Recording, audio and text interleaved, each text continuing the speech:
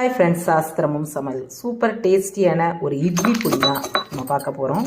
எள்ளு இட்லி பொடி.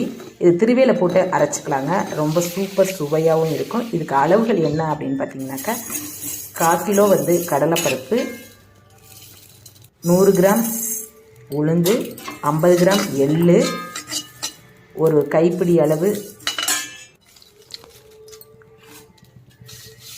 கருவேப்பிலை, 2 கைப்பிடி காஷ்மீரி மிளகாயும் ரெட் சில்லி மிளகாயும் நம்ம வறுத்து எடுத்துக்கணுங்க. இதிலேயே பார்த்திங்கனாக்கா உப்பு, பெருங்காயம் எல்லாம் போட்டு ஆற வச்சுட்டு மிளகாயை மட்டும் மிக்சியில் போட்டுக்கலாங்க. மீதி எல்லாம் திருவியில் ரவை பதத்துக்கு அரைச்சோம்னா டேஸ்டியான நமக்கு பார்த்திங்கன்னா எள்ளு இட்லி பொடி ரெடி ஆயிடுச்சுங்க. தேங்க்யூ.